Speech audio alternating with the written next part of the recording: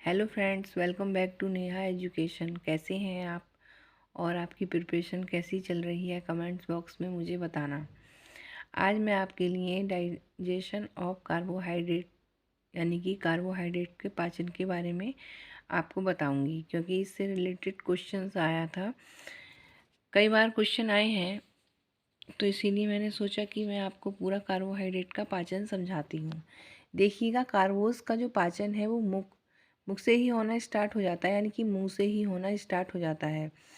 तो देख लीजिए, कार्बोस का पाचन मुंह तथा छोटी आंत के पक्वास्य एवं शेषांत्र भाग में होता है। जब हम कार्बोज युक्त भोजन को चबाते हैं तो लार में उपस्थित टाइलिन नाम का एंजाइम इसे कायम में बदल देता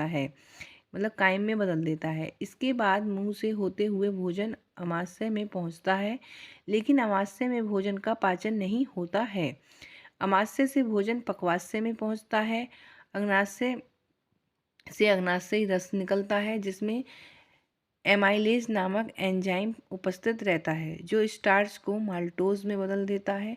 उसके बाद भोजन शेषांत्र भाग में पहुंचता है, जहां पर बहुत सारे एंजाइम होते हैं, जहां पर कार्बोस का पाचन पूर्ण रूप से होता है। देखिएगा, इसको फिगर के माध्यम से समझ लीजिए। सबसे पहले जब कार्बोज मुंह में पहुंचता है तो स्टार्च पर टाइलिन नाम का एंजाइम जो होता है उस स्टार्च को कायम में बदल देता है। उसके बाद भोजन ग्रसनी में होते हुए अमाशय में पहुंचता है। अमाशय में कार्बोज का पाचन नहीं होता है। भोजन के माध्यम को अम्लीय बनाता है। जब स्टार्च अमाशय में पहुंचता है तो HCl द्वारा भोजन के माध्यम को अम्लीय बनाया जाता है तथा भोजन में उपस्थित जीवाणु और कीटाणुओं का नाश करता है। उसके बाद भोजन पक्वाशय में पहुंचता है, जहां पर सेक्रेटिन व पैनक्रीमोजाइमिन हार्मोन अग्नाशय को उत्तेजित करता है, जिससे अग्नाशय रस निकलता है। इसी अग्नाशय रस में वो एमाइलेज नाम का एंजाइम उपस्थित होता है। जो एमाइलेज नाम का एंजाइम उपस्थित होता है, तो जो स्टार्च पर क्रिया करके इसे माल्टोज में बदल देता है। शेषांत्र आंत्र रस क्षारीय होता है, भोजन के अम्लीय भाग को क्षारीय में बदल दे देता है। जो अम्लीय भाग होता है उसका किस में चेंज हो जाता है? क्षारीय में हो जाता है। और इसके बाद इसमें कई प्रकार के एंजाइम होते हैं और 19 से 95% कार्बोज का पाचन छोटी आंत में ही हो जाता है। इसमें कई प्रकार के एंजाइम होते हैं, जैसे माल्टोज है। अब माल्टेज नामक एंजाइम से क्रिया करके इसे ग्लूकोज में बदल देता है। इसके बाद लैक्टेज नामक एंजाइम से क्रिया करके इसे ग्लूकोज प्लस ग्लैक्टोज में परिवर्तित कर देता है। फिर सुक्रेज एंजाइम से क्रिया करके इसे ग्लूकोज और फ्रुक्टोज में बदल देता है। आइए अब देखते हैं हम कार्बोज के कार्य। कार्बोज के कार्य: शरीर को ऊर्जा प्रदान करना, विटामिन बी समूह के संश्लेषण में सहायक होता है, कैल्शियम के अवशोषण में सहायक होता है, पाचन तंत्र को स्वस्थ रखने में सहायक होता है, रक्त में कोलेस्ट्रॉल स्तर को कम करता है, प्रोटीन की बचत करता है। तो मैंने ये आपको कार्बोहाइड्रेट का पाचन समझा दिया और कार्बोज के कार्य समझा दिए हैं। अब जो मेरा शेष रह गया है वो रह गया था इसके कार्बोहाइड्रेट के टेस्ट।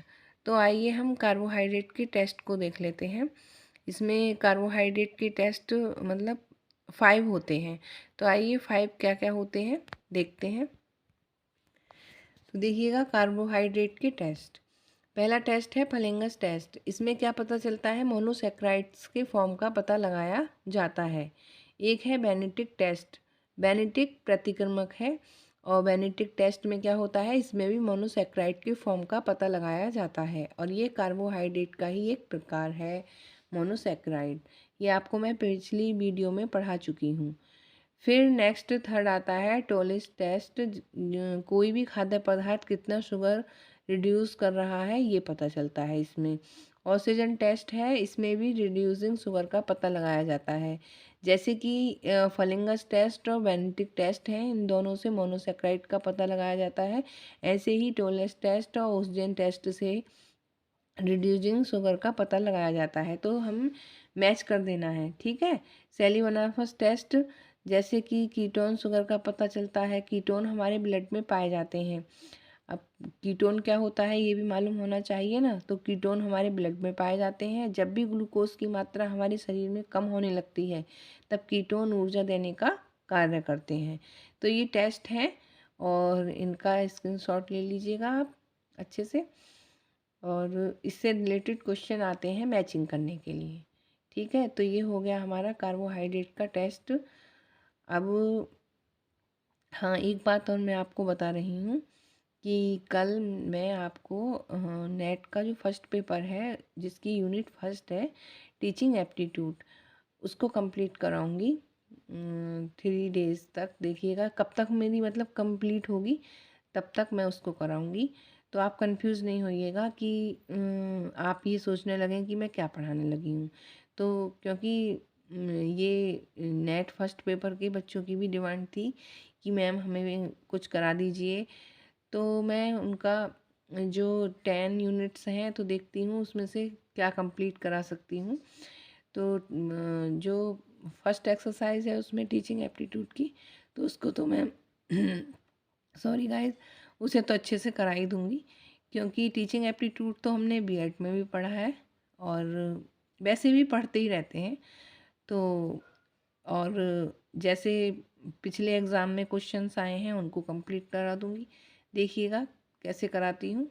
तो जो नेट की प्रिपरेशन कर रहे हैं तो वो फर्स्ट पेपर को भी देखें, ठीक है। और आप मेरी वीडियो को शेयर करना और जो नेट की प्रिपरेशन कर रहे हैं उनको बताना ताकि वो अपनी फ़र्स्ट यूनिट को कंप्लीट कर लें। क्योंकि फ़र्स्ट पेपर में 10 यूनिट्स आती हैं जिसमें मैथ्स भी है, रीजनिंग भी है। लेकिन मैं टीचिंग एप्टीट्यूड का जो फर्स्ट यूनिट है उसको तो कंप्लीट करा ही दूँगी, ओके।